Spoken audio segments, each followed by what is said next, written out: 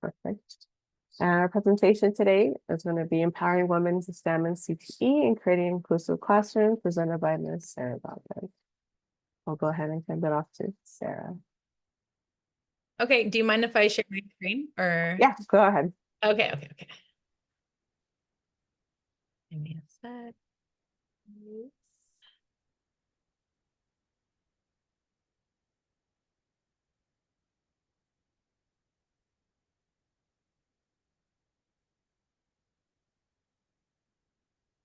Okay, can I just get a check? Can y'all see my screen? Yes, we're good? Okay. Okay, everybody, let's get started. And we can hear me? Yes, we're good. Good morning, everybody. My name is Sara Valdez. I am so inspired just listening to the keynote speaker this morning. And so it's very exciting. Thank you so much for having me.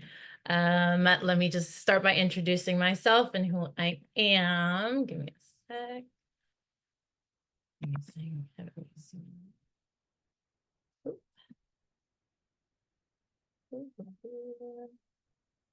Okay, there we go.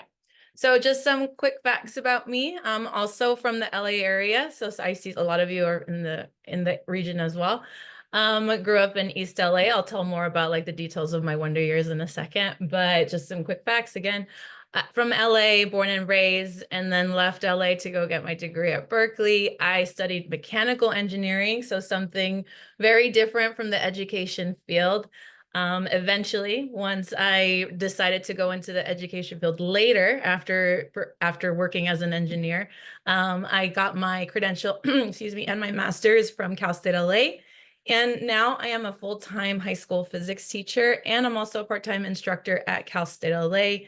I teach the science instructional methods course. So I just started that last year. So that's kind of a new role for me. I've been really enjoying working with university students. And then more quick facts about specifics where I teach. This is actually a picture of my classroom. So welcome to my class. This is also in my background right here. So you can see that is not how it looks like, how clean it looks like now. This is from a first year teaching, right? Everything's fresh and pure. Now there's like way more stuff in there. But I teach in LAUSD, huge district, but very proud to be an LAUSD teacher.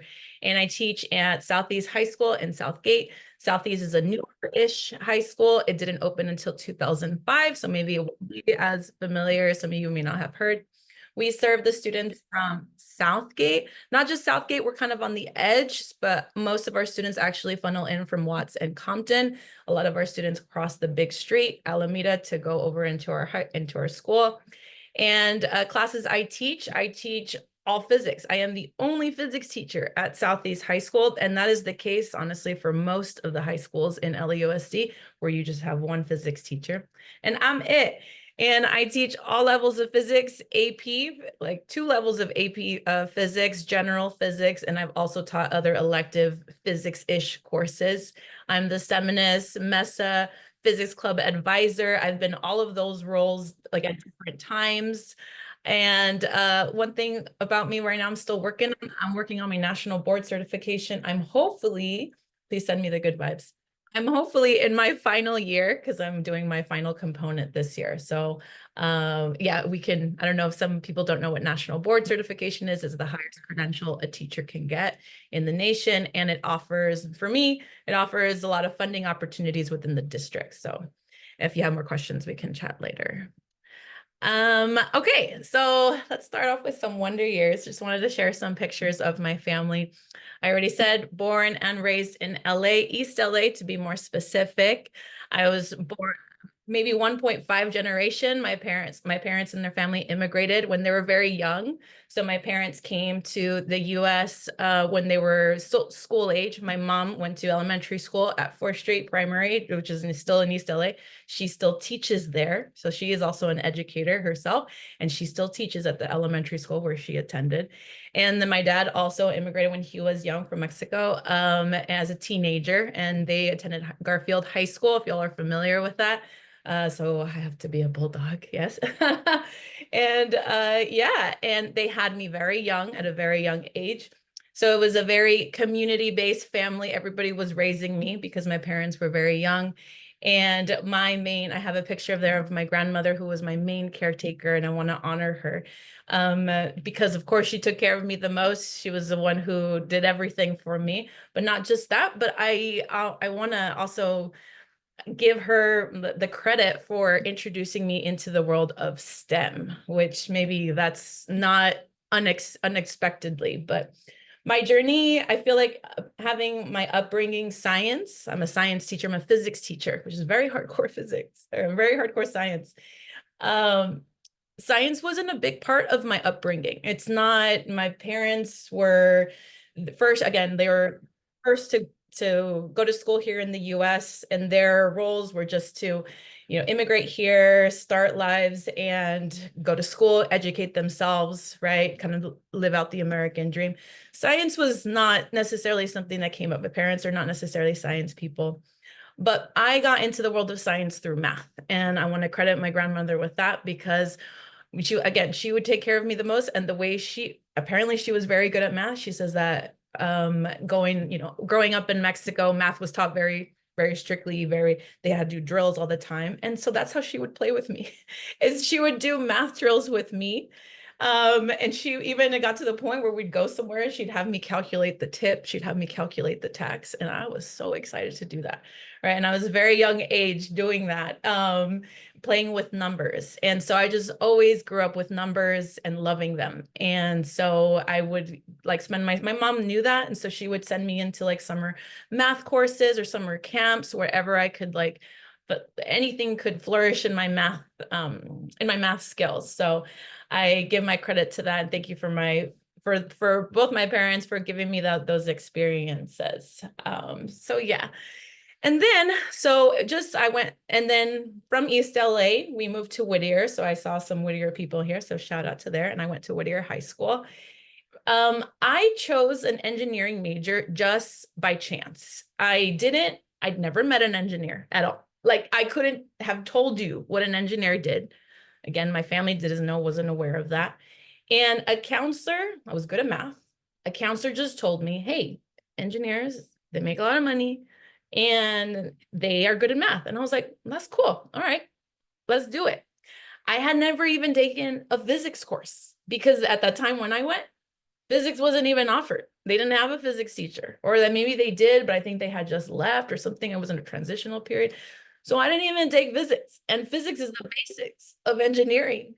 So I just checked the box on all my college applications, and I got in to one of the top engineering schools in the country, arguably, maybe, I don't know the world, but yeah, for Berkeley, and for mechanical engineering. And I was excited, very naively excited, because I had no idea what to expect and I had no idea what was coming for me. So here I have my journey into engineering, and I have a few pictures to share. When I got into Berkeley, yeah, it was a really big shock. When we go to college, especially like first, second generations here, we're going to college and we don't necessarily know. I was the first one to ever like leave Los Angeles and leave my family and go live in the dorm. That was never something that anyone had done. And so that was a shock in itself. But then going into a program where you're competing, and I really mean competing against other students who had not just taken AP science courses, but also like gotten fives, scored fives on the exam, and had way more experiences, way more exposure to resources in science than I have.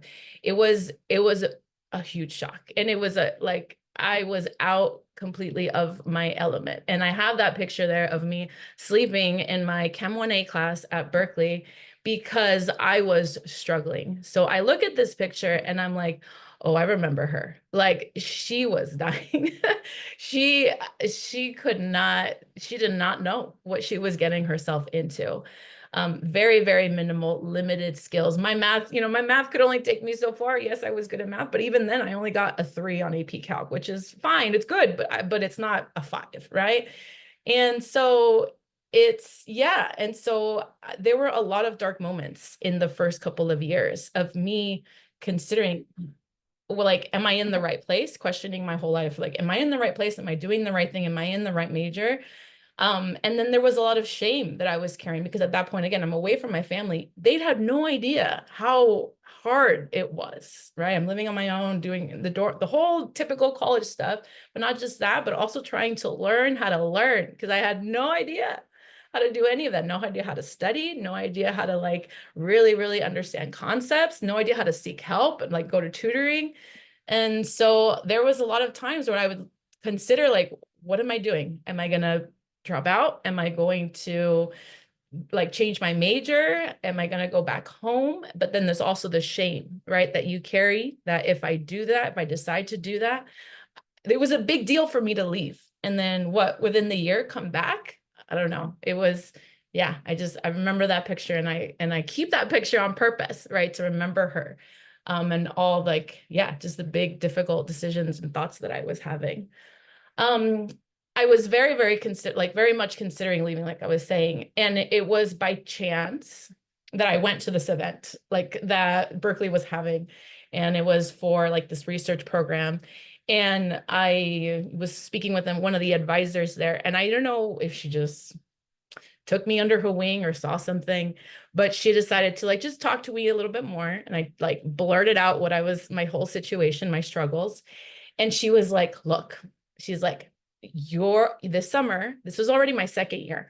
In like this summer, you're going to work in a lab. I'm going to get you a job working in a research lab. And you're just going to see, you're just going to see if you like it, see how it goes, right? We're going to put you in some tutoring. She like, then like explained to me like the services offered, tutoring services, this and that. And so I did that. I followed her. I started researching in a lab and I loved it. I was like, wait a minute, this is cool. I'm doing science. Now, no longer am I just like reading textbooks and struggling through problem sets.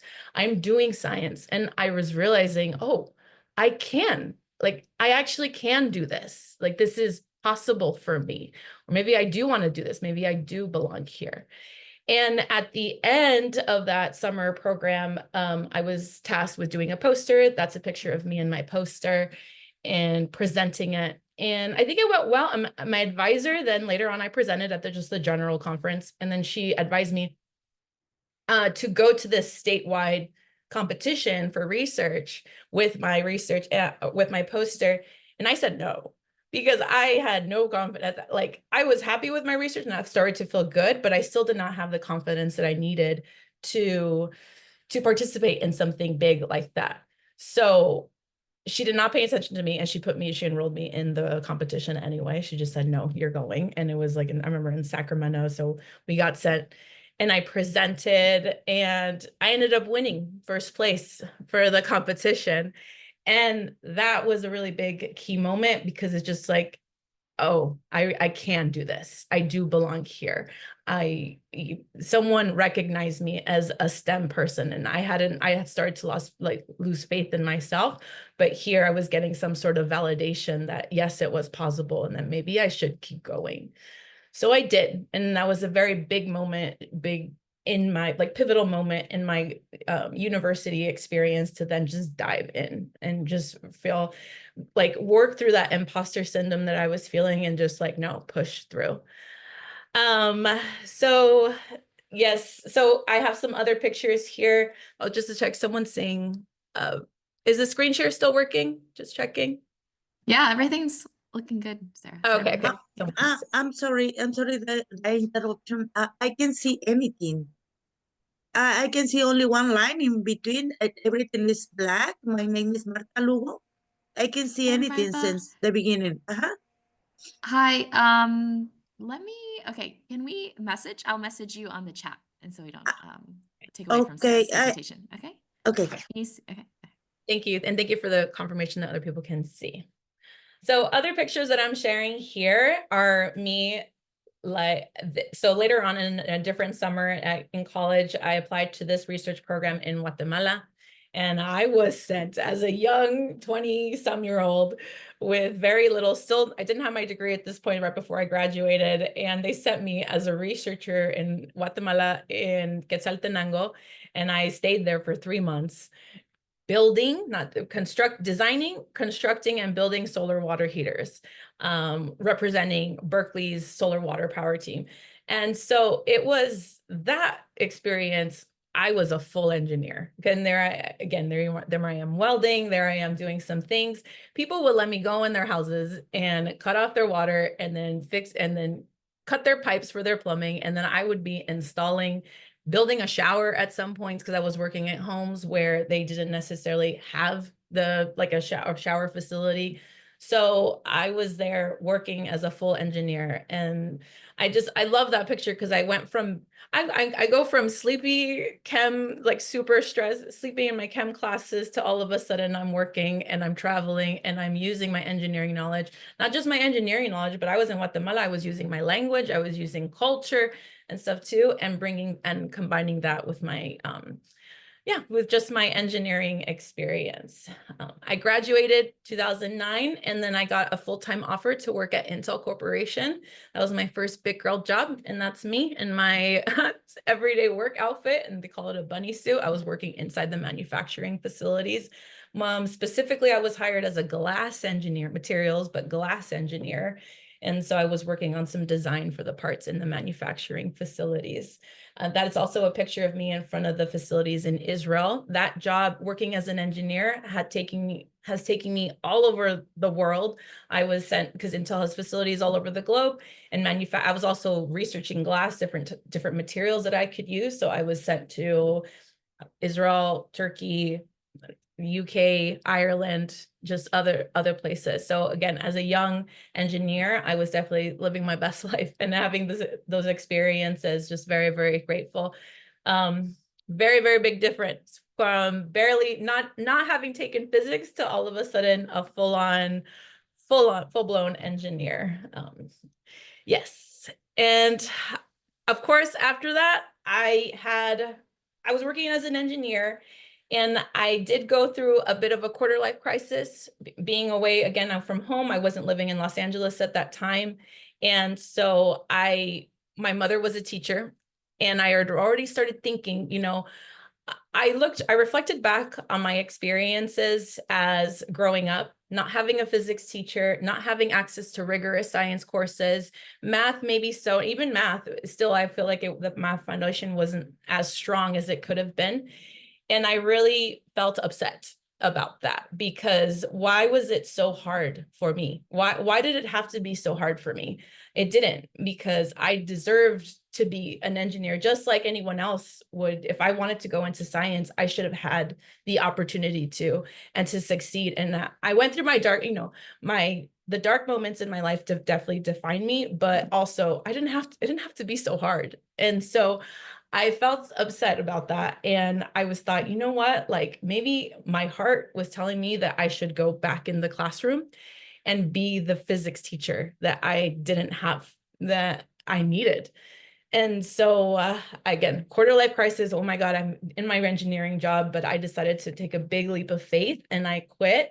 And I took a break, and I did some, traveling and thinking through. And before that, but I decided to then apply for my credential master's program at Cal State LA, got in, and then just came back to LA and have been teaching ever since. So my journey in physics teaching has just been remarkable, I guess to say nonetheless. It's been like, I went into this profession with my whole heart, right? I've said in my bio that my decision to go into teaching was very personal and intentional. And I just explained like my whole story of who I was before I was a teacher really has brought me to this place now, where now I'm in the classroom working with students, especially first generation students, Spanish speaking students, students who with similar struggles in their upbringing as I did, financial insecurities, housing insecurities, and all of that. But we're just in my bubble, in my classroom space, doing physics, doing lots and lots of physics, meaningful science experiences. And so I haven't looked back, and it's just been really, really great ever since. So let me do it. Time check. Can we have a time? Let's see. Hey, you're good. You're good on time. 10:25 right now. Okay. So I wanted to kind of do a little exercise and get some people thinking in the chat. So if we're okay with that, I'm going to ask you to, in the chat, I'm going to show you a picture. What's going to happen? Not this picture. In the next slide, I'm going to show you a picture. And when I show it to you, you're just going to have 1 minute. Okay. 1 minute to write in the chat. And I want you to tell me what is happening in the picture. That's just look at the picture, 1 minute, and just type quickly, what is happening in the picture? Are we ready? Can I get a thumbs up? Okay, ready, and let's go. Tell me what is happening in this picture.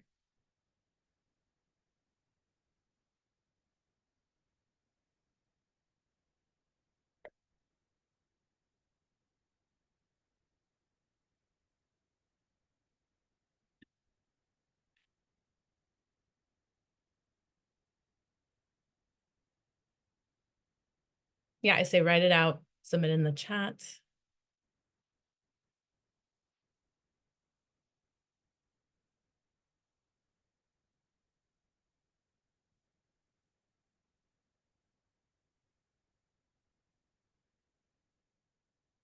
About 30 seconds, less than that.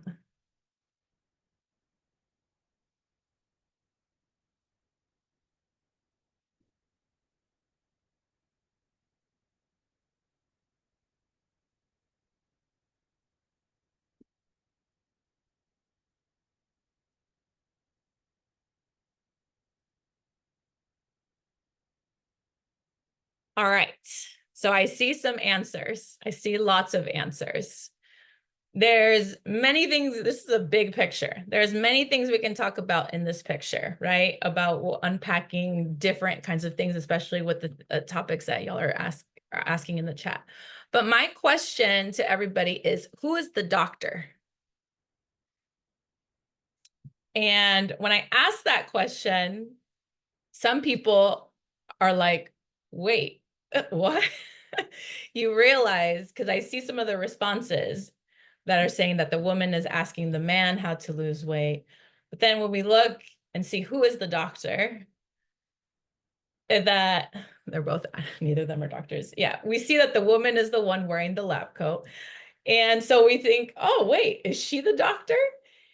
I like this picture because I've done this exercise before and I had it done on me, right? Like I was the audience. And when I did it, I assumed, or I guess I just wrote really quickly that the male was the doctor. And the way I wrote my story was that the woman was going to go see the doctor.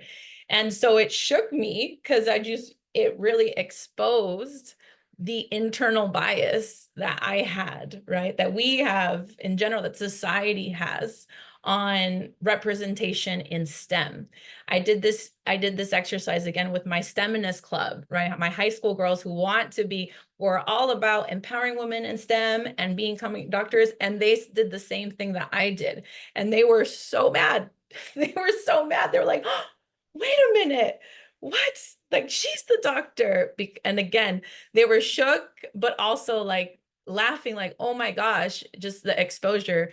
They give little workshops to our high school students about how it's important for females and stuff, but here they are, right, misrepresenting the whole, like, who is the doctor in this picture. So yeah, so again, just another exercise to get us thinking about what biases are we carrying into the world of STEM. Even me as a Latina engineer, right? As a Latina STEM person, I myself still carry this bias with me. And so what do I think as a teacher, what does that mean for me going into a classroom where I'm trying to break barriers culturally, break barriers in terms of gender with I guess my hope in teaching physics. So yes, so just some thoughts to maybe just throw out there and then see what y'all think. And I have this quote here that, you can't be what you can't see. I saw this quote when I was watching Homecoming Beyonce and I loved it. I'm like, oh yes. This is by Marian Wright Edelman, and she's a civil rights activist.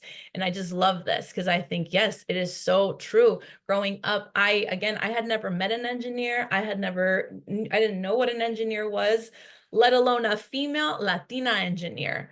And so how am I supposed to dream? How am I supposed to imagine a pathway for myself to this career that I didn't even know? I didn't even have any idea about. And so it is so important. I see that that we bring representation into the classroom spaces, because it starts from there. It's all there. It starts from when we're young.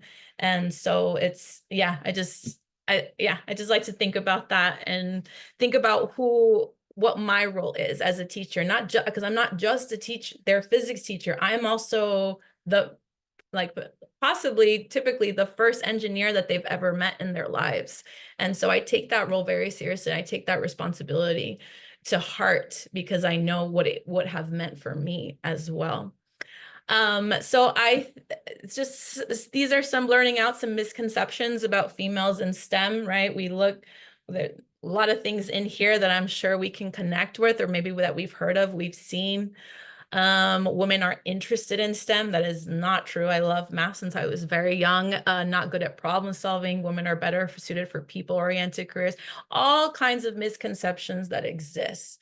I look at this and I'm like, no. No. We cannot embrace any of these misconceptions, and I need to keep these away from my classroom. So I really try to think about what kind of classroom space am I trying to build so that all my students feel that they can access this curriculum, these opportunities, these careers for themselves, right?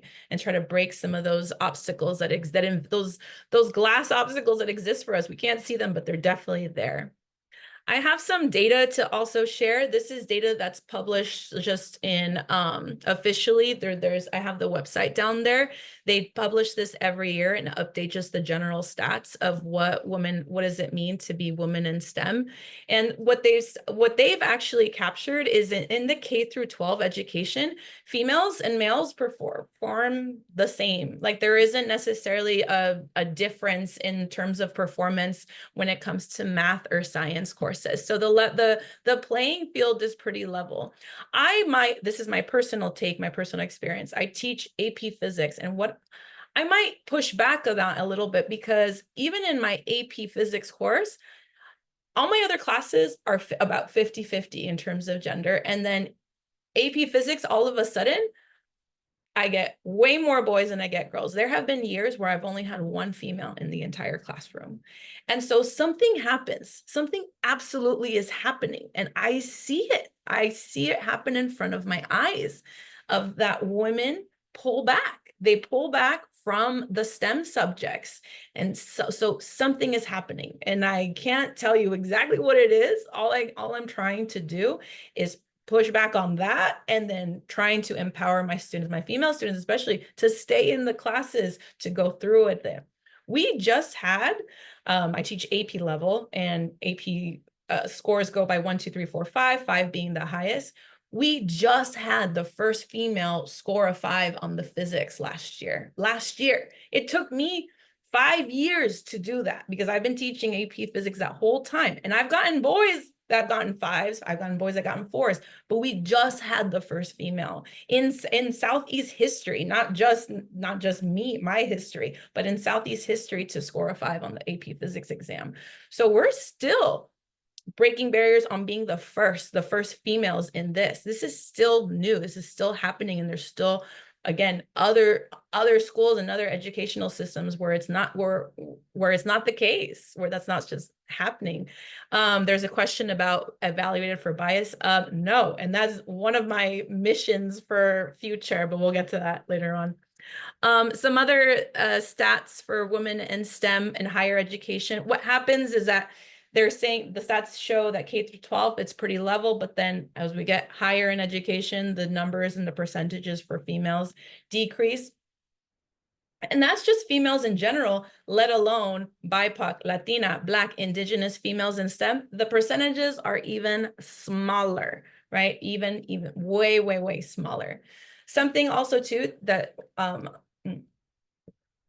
they notice is that the majority of females that are in STEM are more in it's very interesting, more in the biosciences, more in maybe in the bioengineering, maybe in the civil engineering. But when it comes to the physics, where I am, the mechanics, the computer science, the engineering, that is where the least amount of females are going to be found. So it's very interesting that even within the sciences, there is a split of participation. So, and then again, that shows that data shows in the STEM workforce with what the representation of females look like. I mean, you can even see Latina, Black, and Indigenous, less than 10%.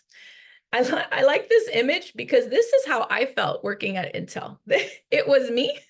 This is that's my face and everybody else. I was hired as a young 22-year-old, and I was mostly working with 40 and 50-year-old white males. And I would be often not only the only girl, the only Latina, and the youngest person in that room. And I was given tasks to present, and I was given tasks to negotiate and convince and persuade. And doing that in this kind of environment is incredibly intimidating. So yeah, I definitely see that. I see that in action. And even more, I was in the entry-level engineering. You get into the higher managerial positions, director positions. Almost non-existent. So it's incredibly intimidating to be in those spaces. So I can see why it could be we might not want to go in that direction just because we don't feel supported, and there is a lack of support to do that. So so I thought I might go through some ways in which I encourage females in STEM, different things. There's some basics, just some like outlining of things that people can do to encourage females in STEM. But I wanted to talk more particularly about what I do. What is this, all of this, these tips and things, what does that look like in my classroom? So something just to start off with, some basic classroom strategies. Setting high academic expectations. That sounds, I feel like when I read that, it sounds like, yeah, duh, of course, you set high academic expectations. You want your kids to do well, but it's actually it's way more intense than maybe we realize as educators, because what does that mean? That means that we value the learning versus the work. And that can be very difficult for students to then all of a sudden, wait, just because I did my homework, 100% of my homework, that doesn't mean I get an A. Like, no. You have to show me that you understand the content well enough to get an A. So that is a shift in the way I grade and what my expectations are for the students to perform. What does performing well mean in the classroom? It does not mean a student who turns in 100% of their homework gets an A. Maybe controversial, but no, it's like, can they show me that they've understood the standard, they understood the concepts that I'm teaching? Again, very much more intense work than I think people realize, but setting that for all students is really important. And we can see that that can be very uncomfortable, because I get in my AP classes, especially, I get the students who have had A's their entire life, but then they're all of a sudden not performing well on the test. I'm like, because you're not learning, because you're so pushing a student to learn something very well it can be really taxing. And so that's a very, very big thing right there. The other things I just have listed here, mentorship. I'm going to go through some of those examples more specifically, but then I want to comment on the bottom one, commit to being a lifelong learner too. Part of me being a good STEM educator is I need to make sure, again, high academic expectations. I have high expectations for myself in terms of my understanding of my subject, physics. I love physics. I love physics so much. I'm always doing physics. You'll catch me if I have some downtime. I'm working through an integral and a derivation and something I'm practicing on my math. You see, like my house, there's papers all over of like me practicing some things and learning constantly. So that's something that I love. I love physics and I love learning, and I love sharing my learning with my students. And so making sure, not just do I expect my students to learn the content, I expect myself to also constantly be reevaluating my understanding of physics and like updating myself. So staying involved. I wanted to share some other things I've done. Really important, especially for females, opportunities for hands-on learning. I'm doing the next workshop for more specifics on hands-on that I've done, but making sure that our girls are getting access to hands-on experiences and making sure that they're the ones doing it, not the other boys in the team, that they're not just watching other people do it, that they're doing it themselves. I want my girls to leave my classroom knowing how to use a drill, knowing how to use a screwdriver, knowing how to use a solder. I want them knowing how to solder. I want them having skills that an engineer, just an entry-level engineer, should have. So that, again, this is nothing of what I had as a high school student. And I'm like, no, my girls need to know what those words are. They need to know, be comfortable grabbing a hammer, picking something up, building something, working with things, taking something apart. So just making sure that there are those opportunities for students, females, again, all students, for them to be exposed to just manipulatives and building things. So that, I think, has really helped a lot of my female students feel confident in themselves, in the same way that for me, the research, me participating in the research that one summer helped me blossom in my STEMness.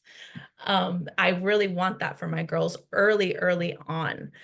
Let's see some other, oh yeah, I was just going to share some videos too. Those are my girls working on our final project for my AP classes. They're building a solar, it's like a compact solar charger where you can like plug in. It's like a portable thing where you can plug in your phone and charge your phone and laptops. So it's really cool to see them do that.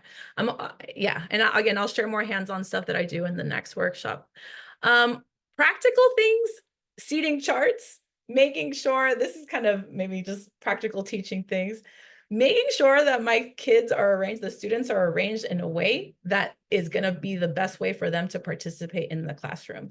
What I've noticed before is often if the seating chart is not right, students are silenced, students are not participating, students are not excited about, you know, doing a hands-on project themselves. Maybe they're more like laid back, maybe they're not, don't like to work in that team. So thinking really deeply about a seating chart is something that I do. I actually really like it. I like working on new seats, and the students know, they get excited, oh, we get new teams, we get new teams. But making sure that the flow of your classroom space, I have another picture here, is, I already showed the classroom pic, but is very open, very good, that for all students to participate, for you to check in on the students. This allows me to walk around and check in on all my students. Are y'all participating? Are you doing this? What's your role here? And so just making the classroom a more interactive, open space for everyone, just to make it more inclusive. And then something else that I do, maybe more practical strategies, I make sure that when I talk about concepts or talk about things in science, that I really highlight voices that have been silenced in STEM. This is something that's still happening to this day. I have here images of what females in science who didn't get credit for their work. Maybe they did later and later on, but here, Rosalind Franklin, she was the one who discovered that the DNA was shaped as a double helix. And she unfortunately got very ill and she passed away and wasn't able to make that claim for herself, but her partners took her claim and they claimed it as their own. They took her discovery and they said, we did it, guys, we did it. And so it wasn't until later that it came out that actually, no, she did it. And she was honored with the credit later on, but she had already passed away by then. And here is Katherine Johnson. She's responsible for putting men on the moon, for doing the math behind that. You can watch the movie in Hidden Figures. But yes, all of these female, the College-Town girls, this past summer or last summer, Oppenheimer, right, was a big movie. And I did not hear about the females who were doing the separation of the uranium so that Oppenheimer could actually put that into the atomic bomb, but it was the females who were doing that. It was because of their work that that whole project was possible.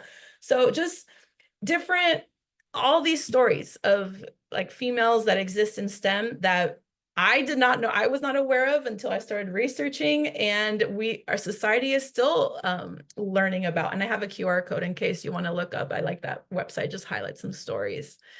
And then just looking at time. Really important too, mentorship. It's not just about the curriculum. I talked a little bit about the curriculum and like me has high expectations, but having representation in STEM also too means I am acting not just as a teacher, but as a mentor. That's a different role. As a teacher, I'm teaching curriculum very like, I don't know, more like the day-to-day of a classroom, but mentorship is more open, play, explorative. Here is one of the first mentorship programs I participated as an engineer. So this is before teacher. I credit this experience to probably my quarter life crisis where I was like, wait, am I supposed to be a teacher? Because I loved working with young females who are interested in STEM. And so this is just some images and videos of them doing some robotics. This is a middle school robotics competition. And it was through my employer at the time, Intel. So I got to teach girls how to program, how to build robots. And I loved it because these girls are also mainly first generation, Latina, Filipina, like young girls. And here we are, and we even got put in the newspaper and everything. I was so excited. Other things I've done in LAUSD, girls build mentorship program during the pandemic. My mother's a teacher. My mother and I developed this program where my high school girls mentored her kindergarten students in STEM projects.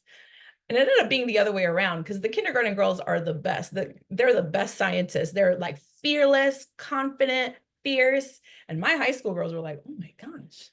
And so just some images. Over virtually, we were able to do lots of little STEM projects with them and just like expose them. We got shirts and everything. It was really, really cute. So I just love participating in things like that. And yeah, and some other things just for teachers too, as Latina in STEM, I want to be proud and highlight my sheroes. I am known for my outfits in Halloween every year. And here I am representing my sheroes. I'm the Katherine Johnson, Ellen Ochoa, I'm Katia Echazarreta. I'm AOC because she's also a STEMinist. Maybe a little, I'm Mae Jemison. I am all these females, and I want my, like all my students to know, again, highlighting the silent voices in STEM, right?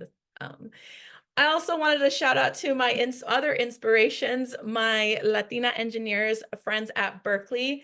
And I guess I look at them, we became friends at Berkeley because we're all going through the same struggles. We're both Latina, we're all engineers.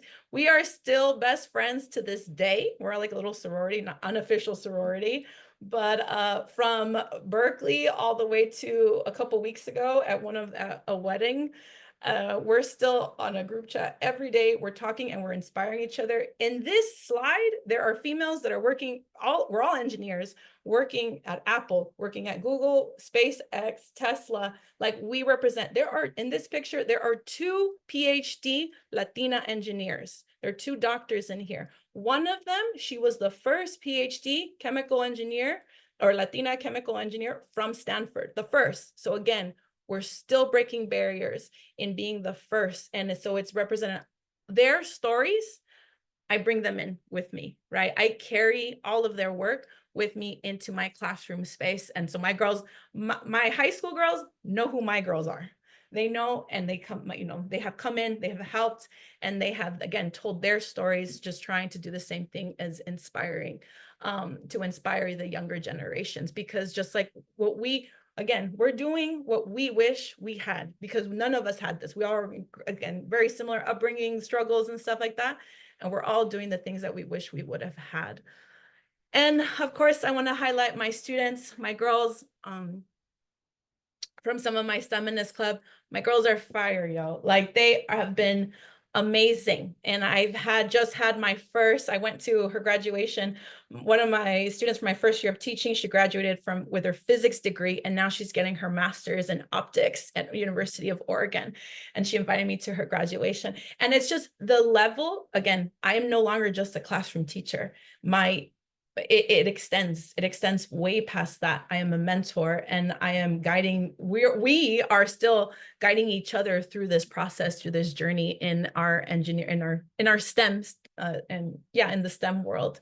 And so my girls here are going to, you see bioengineers, mechanical engineers, let's see, chemists, you see all kinds, they're going to schools like Berkeley, you see Davis, I got a Stanford in there, I got Cal Poly Pomona, so all of that. So just wanted to say thank you to them, because they really are what brings me my motivation. They're what keeps me going every day. So thank you. Thank you. I think I went a little bit over time, but thank you so much.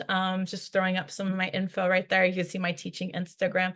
Thank you so much for letting me share some words and what I do. So Thank you so much, Sarah. I know you did have 2 questions from the chat, so I'll repost them for you if you want to answer them. okay. So want to know, what's the best way to support students that struggle with math when I myself struggle in those areas? Yes. So that's what I feel like. I'm also a math teacher. With my classes, we do a lot of math. In the general level, I think we do pretty basic math that I can work with and like develop in the classroom. But with AP, it really takes more intense work. I offer like after school tutoring as well. Luckily, the school supports me in that. And so I'm able to work with students on their mathematics skills. I also, for my AP classes, do 1 week of just math, just physics math. So I do like intense work with them. But a lot of it, the students, they take ownership when they realize how important math is. There's often this big thing about math. Oh, when am I ever going to use this? When am I ever going to need this? You get to my AP class, this is where you need it. And I love that, because then they see the value of what they're doing in their other classes and they bring it in with mine. And all of a sudden they take ownership in their math skills themselves. So they come to tutoring and they want to know. I see them go from barely, I don't know if we have any math people in here, but in algebra, I see them from barely being able to isolate a variable in a simple equation, F equals ma, solve for A. I see them from not being able to do that till all of a sudden they're doing multivariable calculus. Like, it's crazy, just the jump in level that students, and remember, we have to remember as teachers, our students' brains work faster than us, okay? Biologically speaking, their brains are making connections way faster than mine can, and I see that. So students, even a student who comes in at a very low level at the beginning of the year, they can be like a completely turnaround by the end of the year. So we have to have faith too as teachers that they can get there, even coming in at a low level. So that would be my response for that. Let's see. And then you had another question. Any suggestions for early childhood education, 0 to 5 age, STEM supporting environment beyond rich books and representation and images? So I'm the instructional science, or I teach instructional methods for science at Cal State LA, and I mostly work with elementary teachers. What I love about Cal State LA is that they also have been offering Saturday workshops for in-service teachers, or even pre-service teachers too, to come in and learn science. So I actually do work with a lot of elementary teachers who are just coming into the field. And that's what I did last Saturday. And we did 3 hours of just science. And that was me teaching them science and giving them like advice for activities and going through actual activities that they could potentially facilitate in their classrooms. So again, taking ownership, I said that from before, in my understanding of the content. At an elementary level, right? The understanding of the content is just very basic, very minimal. So just knowing what the concepts are. And so I maybe taking advantage of some of those workshops. Cal State also offers math workshops too for elementary teachers. So I just love that. I'm very thankful that they offer that. I can also provide that. I know it's called Dig Deeper into Math and Science. Oh, sorry. I think I just messaged you. But yeah, dig deeper into math and science, and it's a very, very good resource to use. Any other questions? The last one we have is, how do we get more information about STEM?